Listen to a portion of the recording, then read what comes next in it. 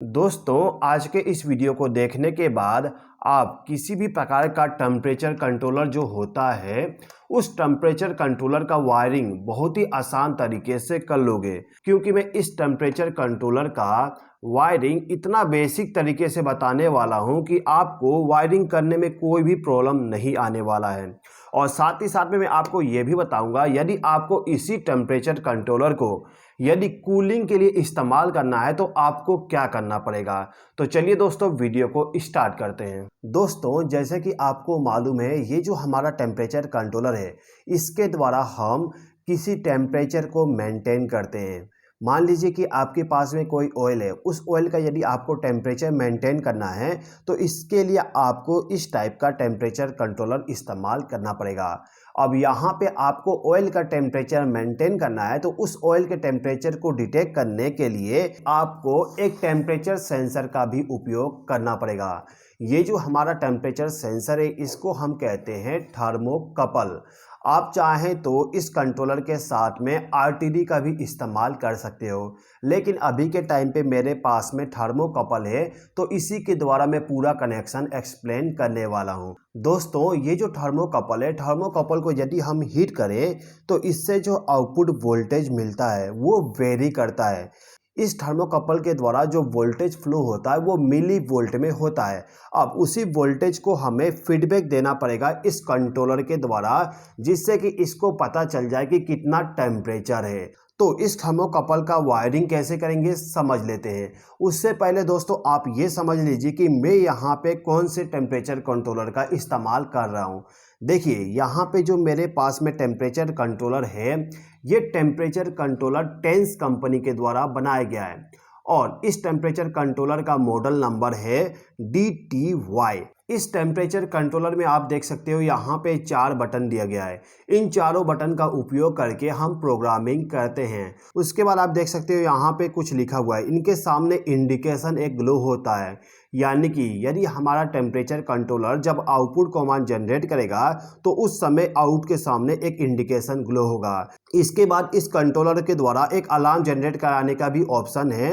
यदि वो alarm generate होता है तो उस कंडीशन में अलार्म के सामने एक इंडिकेशन ग्लो होगा।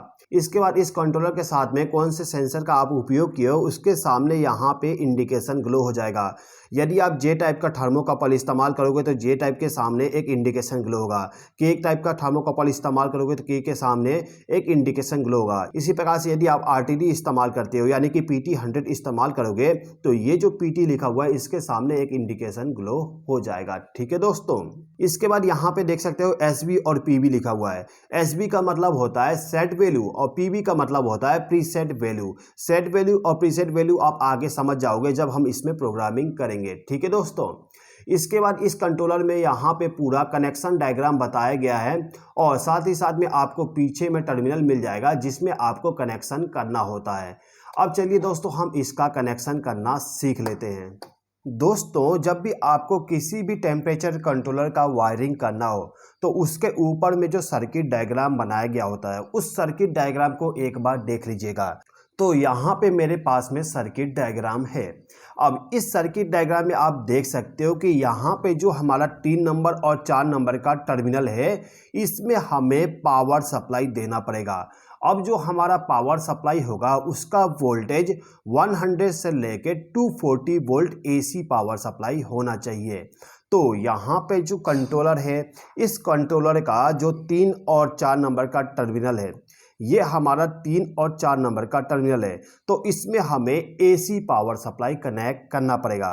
तो कंट्रोल पावर सप्लाई देने के लिए मैं यहाँ पे एक MCB का इस्तेमाल करूँगा।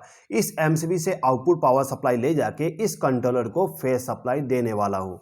तो 3 नंबर टर्मिनल पे मैं एक ब्लैक वायर को कनेक्ट कर दूंगा जिसका इस्तेमाल मैं न्यूट्रल के जैसे करूँगा। इसके बाद 4 नंबर टर्मिनल पे मैं एक रेड वायर को कनेक्ट करूँगा जिसका उपयोग मैं फेज सप्लाई के जैसे करने वाला हूँ। अब इन दोनों वायर को ले जाके मैं MCB के साथ कनेक्ट कर दूंगा। तो ये जो मेरा कंट्रोलर है, इस कंट्रोलर को हमने ऑक्सिलरी पावर सप्लाई दे दिए। एक बार ऑन करके चेक करते हैं। मैं यहाँ पे ऑन कर दिया हूँ। ठीक है, आप देख सकते हो इसका डिस्प्ले ऑन हो गया, लेकिन यहाँ पे फेल लिखा हुआ आ रहा है। यहाँ पे फेल लिखा हुआ इसलिए आ रहा है क्योंकि हमने इस कंट्रोलर के साथ में जो हमारा थर्मोकपल है इसका कनेक्शन नहीं किए। इसका कनेक्शन करने के बाद यहाँ पे जो फेल लिखा हुआ आ रहा है ये फेल लिखा हुआ हट जाएगा, तो हम यहाँ पे थर्मोकपल को भी कनेक्ट कर देते हैं। अब जो हमारा थर्मोकपल है इसका कनेक्शन करने के लिए फिर से सर्किट डायग्राम को देख लीजिएगा। इसमें आप देख सकते हो 17, 18, 19 ये जो तीनों टर्मिनल है इसमें हमें थर्मोकपल या फिर हमारा जो आरटीडी होता है इसका कनेक्शन करना होता है। यदि आपके थर्मोकपल में 3 वायर है तो इस कंडीशन में आप 17, 18, 19 तीनों टर्मिनल का इस्तेमाल करोगे। और यदि आपका जो थर्मोकपल है उसमें 2 वायर है तो आप केवल 18 और 19 नंबर का टर्मिनल इस्तेमाल करोगे। यहाँ पे जो मेरे पास में थर्मोकपल है इसमें आप देख सकते हो केवल 2 वायर है, एक रेड वायर और एक वाइट वायर। ये जो रेड वायर है इसमें हमें पॉजिटिव पावर सप्लाई मिलेगा और इस वाइट वाले वायर में हमें नेगेटिव पावर सप्लाई मिलेगा। अब इस सर्किट डायग्राम में ये कहा गया है कि जो हमारा 18 नंबर का टर्मिनल है इसमें हमें पॉजिटिव वायर को कनेक्ट करना है और 19 नंबर टर्मिनल पे हमें नेगेटिव वायर को कनेक्ट करना है। तो हम क्या करेंगे, इस कंट्रोलर के ऊपर में जो टर्मिनल है इस वाले टर्मिनल पे हमें इसका कनेक्शन करना है। ये हमारा हो गया 17, ये 18 और ये 19। तो हम क्या करते हैं, इसको रिमूव कर देते हैं जिससे कि कनेक्शन आसानी से हो जाए। बीच वाला हमारा 18 है तो 18 पे हमें क्या करना है, पॉजिटिव पावर सप्लाई देना है। तो हम इसको ले जाके पॉजिटिव वाले वायर को कनेक्ट कर देंगे। इसी प्रकार से 19 नंबर टर्मिनल पे हम नेगेटिव वाले को कनेक्ट कर देंगे। उसके बाद इसका हम टाइटनेस कर देंगे। ठीक है, तो इन दोनों वायर को हमने कनेक्ट कर दिए। अब हम इसको ले जाके इसी टेम्परेचर कंट्रोलर के टर्मिनल के साथ कनेक्ट कर देते हैं। ओके दोस्तों, यहाँ पे कनेक्शन हो गया। अब मैं यहाँ पे एमसीबी को ऑन कर देता हूँ। एमसीबी को ऑन करेंगे तो आप देखोगे यहाँ पे हमारा जो टेम्परेचर है वो शो करने लगा। अभी के टाइम पे इस रूम का टेम्परेचर 23 डिग्री सेल्सियस है और जो हमारा सेट वैल्यू है यानी कि इसमें जो प्रोग्रामिंग किया गया है वो 30 डिग्री सेल्सियस का किया गया है। अभी आप देख सकते हो ये जो मेरा आउट है इसके सामने एक इंडिकेशन ग्लो हो रहा है, यानी कि इस कंट्रोलर के पीछे में जो इसका रिले है वो रिले अभी आउटपुट कमांड जनरेट कर रहा है। तो यहाँ पे हमारा जो आउटपुट कमांड है उसको हमें किसको ऑन करवाना है वो हमारे ऊपर डिपेंड करेगा। हमें किसी हीटर को ऑन करवाना है, किसी कॉन्टेक्टर को ऑन करवाना है, या फिर कोई एसएसआर का मतलब सॉलिड स्टेट रिले, उस रिले को ऑन करवाना है। आपके ऊपर डिपेंड करता है। ठीक है दोस्तों, लेकिन अभी के टाइम पे मैं आपको एक्सप्लेन करने के लिए मैं यहाँ पे एक लैंप का कनेक्शन करके बता दूंगा। ठीक है, अब इस लोड को हम किस प्रकार से इस कंट्रोलर के साथ कनेक्ट करेंगे इसके लिए भी आपको कनेक्शन देखना होगा। अब जब आप इस सर्किट में देखोगे तो आपको यहाँ पे 2 रिले मिल जाएगा, एक ये वाला रिले और एक ये वाला रिले। ये जो हमारा रिले, इस रिले के द्वारा हम लोड को चालू करेंगे, यानी कि यहाँ पे आउट लिखा हुआ है, यानी कि जो भी आउटपुट कमांड जनरेट होगा जिसके द्वारा हमें किसी लोड को चालू करना है उसके लिए हम इन तीनों टर्मिनल का इस्तेमाल करेंगे। इसके बाद यदि आप इस कंट्रोलर के द्वारा किसी प्रकार का अलार्म जनरेट करवाना चाहते हो तो इसके लिए आप इस रिले कॉन्टैक्ट का इस्तेमाल करोगे। ठीक है दोस्तों, ये जो मेरा कॉन्टैक्ट है 5, 6, 7, इसमें से जो 6 नंबर का टर्मिनल है ये हमारा कॉमन है, 5 नंबर NO और 7 नंबर हमारा NC है। नॉर्मली हम NO कॉन्टैक्ट का ही इस्तेमाल करते हैं वायरिंग करने में।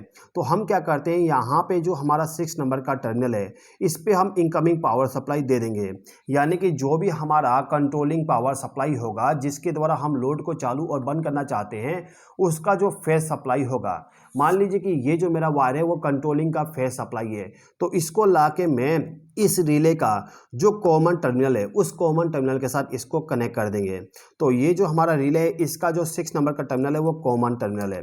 तो मैं इसको ले जाके इस रिले का जो 6 नंबर का टर्मिनल है, ये हमारा 3 है, ये 4, ये 5 हो गया और ये 6, ये वाला हमारा 6 नंबर का टर्मिनल है। तो इस टर्मिनल के साथ इस वायर को मैं कनेक्ट कर दूंगा। इस वायर को अभी मैं रिमूव कर देता हूँ जिससे कि कनेक्शन आसानी से हो जाए। अब ये जो मेरा लोड है इस लोड का जो फेस वाला वायर होगा इस फेस वाले वायर को ले जाके हम NO कॉन्टैक्ट के साथ कनेक्ट करेंगे। ओके, तो जो मेरा लोड था इसको हमने फेस सप्लाई दे दिए। अब हमें इसको न्यूट्रल पावर सप्लाई देना है, तो मैं यहाँ पे न्यूट्रल पावर सप्लाई डायरेक्ट ले जाके इसको कनेक्ट कर दूंगा। ठीक है, दोस्तों ये जो अलार्म वाला कॉन्टैक्ट है, इस कॉन्टैक्ट का भी हम कनेक्शन कर देते हैं जिससे कि एक बार में पूरे कॉन्सेप्ट को क्लियर कर लें। तो यहाँ पे जो अलार्म वाला कॉन्टैक्ट है, इसमें से जो 8 और 9 नंबर का टर्मिनल है, इन दोनों टर्मिनल का इस्तेमाल करेंगे अलार्म के जैसे। तो यहाँ पे अलार्म के लिए मैं एक लैम्प का इस्तेमाल करूँगा। यदि हमारा ये वाला लैम्प ग्लो होता है तो इस कंडीशन में आप ये समझ लीजिएगा एक अलार्म आउटपुट कमांड जनरेट हो चुका है। ठीक है, अब ये जो लैम्प है इसका कनेक्शन करने से पहले हमें क्या करना होगा कि इस कंट्रोलर का अलार्म का जो कॉन्टैक्ट है इसको मैं रिमूव कर देता हूँ। ठीक है, अलार्म का कॉन्टैक्ट हमारा ये तीनों है, तो इन तीनों में से ये जो बीच वाला पॉइंट है ये हमारा कॉमन है, तो इसमें हमें फेस सप्लाई देना होगा। ठीक है, तो फेस सप्लाई हम इस वायर से ही देने वाले हैं। यहाँ पे मैं इस वायर का इस्तेमाल कर लेता हूँ। इस वायर को मैं इसी टर्मिनल के साथ लूप कर दूंगा। अब इस वायर से जो पावर सप्लाई जाएगा इसको ले जाके हम अलार्म कॉन्टैक्ट के कॉमन टर्मिनल के साथ कनेक्ट कर देंगे। कॉमन टर्मिनल इसका 9 नंबर का टर्मिनल है, तो हम इस पे कनेक्ट कर दिए। अब ये जो बल्ब है, इस बल्ब का जो फेस वाला वायर है इसको ले जाके हम कॉमन टर्मिनल के साथ कनेक्ट कर देंगे। ओके, अब ये जो दोनों लैंप है इसका जो न्यूट्रल है मैं आपस में कनेक्ट कर देता हूँ। ठीक है, उसके बाद इन दोनों को मैं न्यूट्रल पावर सप्लाई के साथ कनेक्ट कर दूंगा। ये हमारा न्यूट्रल पावर सप्लाई का वायर है, तो इसके साथ मैं इसको कनेक्ट कर देता हूँ। दोस्तों हमारा कनेक्शन कंप्लीट हो गया। अब हम थोड़ा सा प्रोग्रामिंग समझ लेते हैं, उसके बाद इसके वर्किंग को समझेंगे।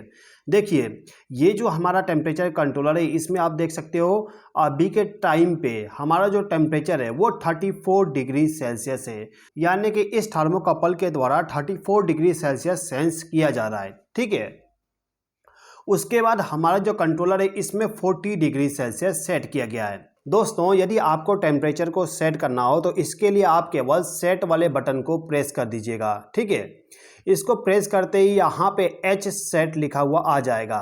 आपको यहाँ पे अप एंड डाउन बटन का इस्तेमाल करके टेम्परेचर को सेट करना है। मैं यहाँ पे 40 डिग्री सेल्सियस सेट कर देता हूँ, यानी कि मुझे अभी 40 डिग्री सेल्सियस टेम्परेचर मेंटेन करना है। इसके बाद दोबारा से आप सेट बटन प्रेस कर दोगे तो आपका टेम्परेचर सेट हो जाएगा। ठीक है, इसके अलावा भी आपको इस टेम्परेचर कंट्रोलर में बहुत सारे प्रोग्रामिंग करना होता है। कुछ बेसिक प्रोग्रामिंग आपको बता देता हूं जो कि आपके लिए इम्पोर्टेंट है। तो उस प्रोग्रामिंग को करने के लिए आपको सेट बटन और अप बटन दोनों को एक साथ प्रेस करना है। दोनों को एक साथ प्रेस करोगे तो आपके सामने लिखा हुआ आ जाएगा कोड। कोड का मतलब आपको यहाँ पे पासवर्ड को डालना है। इस टेम्परेचर कंट्रोलर का पासवर्ड 162 है। हमने यहाँ पे एंटर कर दिए। उसके बाद सेट बटन को प्रेस करेंगे। सेट बटन को प्रेस करते ही यहाँ पे आपके सामने लिखा हुआ आ गया जे, और यहाँ पे इनपुट लिखा हुआ है। इसका मतलब ये है कि इस कंट्रोलर के साथ में आप कौन से टाइप का सेंसर इस्तेमाल कर रहे हो। हम इस्तेमाल कर रहे हैं थर्मोकपल जो कि जे टाइप का है, तो हम यहाँ पे जे सेट करेंगे। यदि आप दूसरा थर्मोकपल इस्तेमाल करते हो तो आप यहाँ पे चेंज कर सकते हो। ठीक है, मैं अभी यहाँ पे जे सेलेक्ट कर लूँगा। इसके बाद यहाँ पे दोबारा से सेट बटन को प्रेस करते हैं तो यहाँ पे हमारे सामने ऑप्शन आ जाएगा हीट और कूलिंग का, यानी कि इस कंट्रोलर का उपयोग आप हीटिंग के लिए कर रहे हो या फिर कूलिंग के लिए, उसका आप यहाँ पे प्रोग्रामिंग करिएगा। यदि आप कूलिंग के लिए इस्तेमाल करोगे तो कूल सेलेक्ट करिएगा, और यदि आप हीटिंग के लिए इस्तेमाल करोगे तो हीट सेलेक्ट कर लीजिएगा। इसके बाद सेट बटन को प्रेस करते ही यहाँ पे लिखा हुआ आ जाएगा एच हिस्टेसिस। इसका मतलब ये है कि कितना टेम्परेचर डिफरेंस होने के बाद आउटपुट कमांड दोबारा से जनरेट करेगा। जैसे कि आप लोगों ने देखे होंगे जो भी हमारा थर्मोस्टेट होता है, उस थर्मोस्टेट का यदि हम उपयोग करते हैं तो जो हमारा लोड होता है वो चालू बंद होते रहता है, क्योंकि उसमें हम टेम्परेचर डिफरेंस को सेट नहीं कर सकते हैं। लेकिन इस कंट्रोलर में आप हीट का डिफरेंस भी आप यहाँ पे सेट कर सकते हो, यानी कि कितना डिफरेंस होने के बाद आपका जो कंट्रोलर है वो आउटपुट कमांड जनरेट करे। मैं यहाँ पे अभी 5 डिग्री सेल्सियस सेट कर दिया। इसके बाद दोबारा से प्रेस करोगे तो आपके पास में आ जाएगा अलार्म हिस्टेसिस, यानी कि यदि आपका जो अलार्म जनरेट होता है उसका अलार्म का टेम्परेचर कितना डिफरेंस हो तो ये दोबारा कमांड जनरेट करे। मैं यहाँ पे 1 ही रखूँगा। ठीक है, इसके बाद दोबारा सेट बटन को प्रेस करोगे तो आपके सामने कुछ और प्रोग्रामिंग आ जाएगा, ज़्यादा इंपॉर्टेंट नहीं है तो मैं इसको स्किप कर देता हूँ। ठीक है दोस्तों, अभी के टाइम पे आप देख सकते हो कि मेरा जो टेम्परेचर कंट्रोलर है इसमें 26 डिग्री सेल्सियस शो कर रहा है, यानी कि मेरे रूम का टेम्परेचर 26 डिग्री सेल्सियस है। और अभी के टाइम पे एक आउटपुट कमांड भी जनरेट है। ये जो मेरा लैंप है अभी ऑन कंडीशन में है। ठीक है, अभी यहाँ पे जो मेरा कंट्रोलर है इसमें मैंने 40 डिग्री सेल्सियस सेट करके रखा हूँ, इसीलिए अभी आउटपुट कमांड जनरेट है क्योंकि टेम्परेचर अभी हमारा कम है। अब यदि मैं इस थर्मोकपल को हीट करता हूँ, हीट करने के लिए मैं यहाँ पे एक प्रेस का इस्तेमाल कर रहा हूँ। जैसे ही टेम्परेचर 40 डिग्री सेल्सियस पहुँचेगा, मेरा जो लोड है यानी कि ये जो मेरा लैंप है ये ऑटोमेटिकली ऑफ हो जाएगा।